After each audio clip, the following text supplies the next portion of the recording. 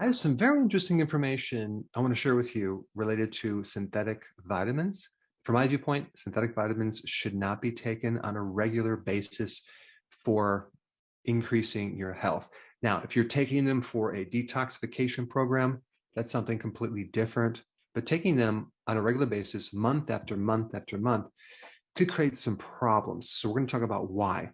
And the reason I'm bringing this up is because 98% of all vitamins sold are made synthetically.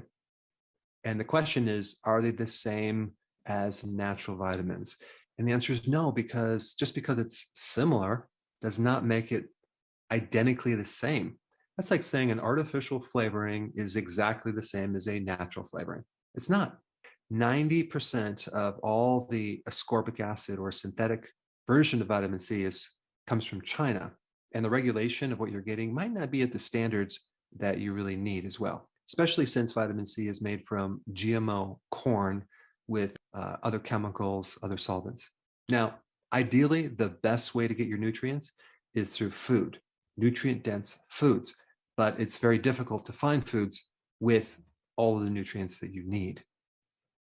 But the other thing to know is that your own microbes in your gut make vitamins.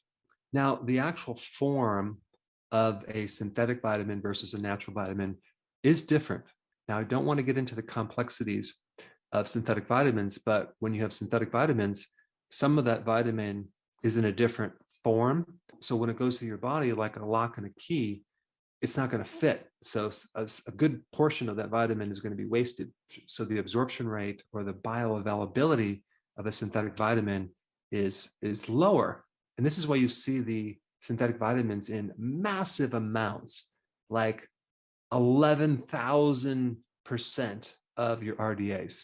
And so a lot of that's going to be passing out through your urine unless it's fat soluble. And with synthetic vitamins, you don't have all the cofactors that normally come with a vitamin in nature. Vitamins in nature are complexes, and they have a lot of helper molecules. They don't come in this industrial, isolated, fractionated part.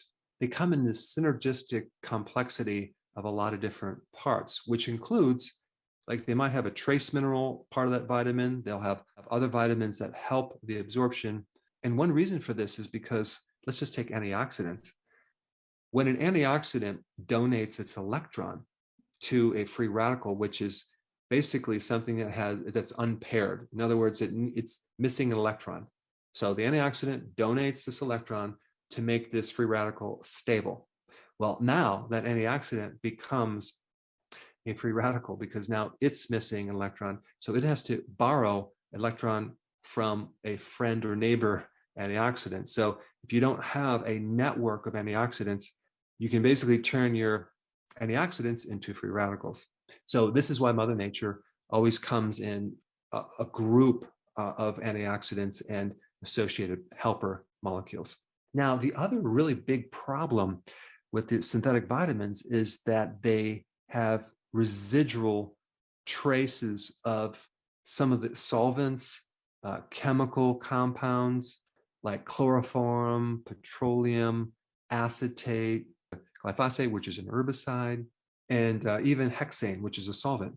But in nature, you're not going to find that at all. Now, the thing with vitamins is they come in both fat-soluble forms and water-soluble forms. So if you took a high amount of a water-soluble synthetic vitamin, the extra would be eliminated through your kidneys.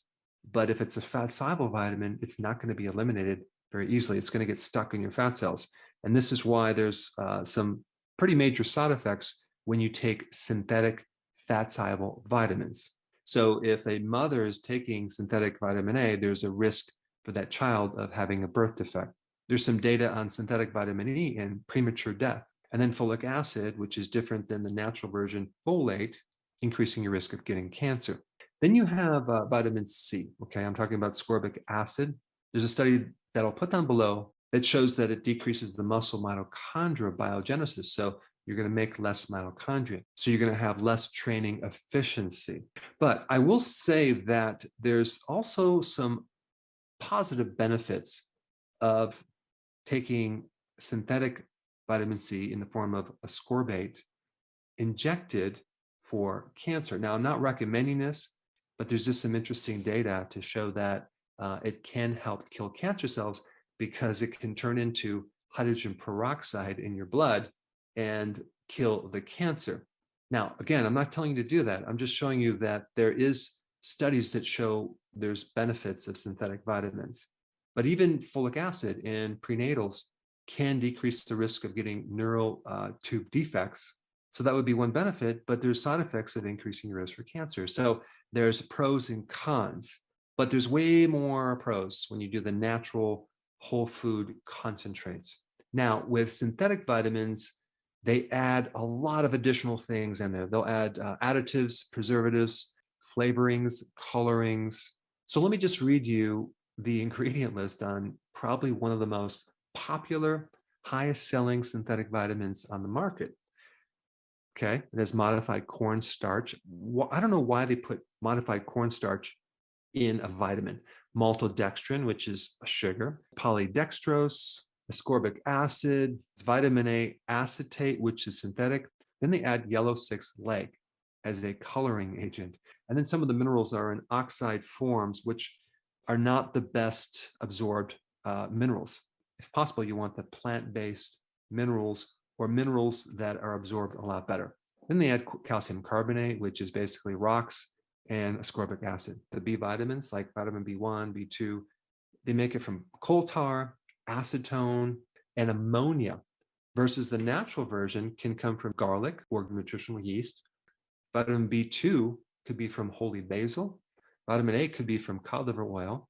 But the problem with natural vitamins is it's more difficult to extract, it's more expensive, but you need a lot less of it because it's way more bioavailable and it has a lot less side effects. So I think one way to identify synthetic vitamins is to look at the RDAs and the back of the label. And if it's in very high amounts, then you know it's probably synthetic. So anyway, I wanted to give you some basic information about the difference between synthetic and natural vitamins. And if you can, go for the natural vitamins, or even better yet, eat foods that are nutrient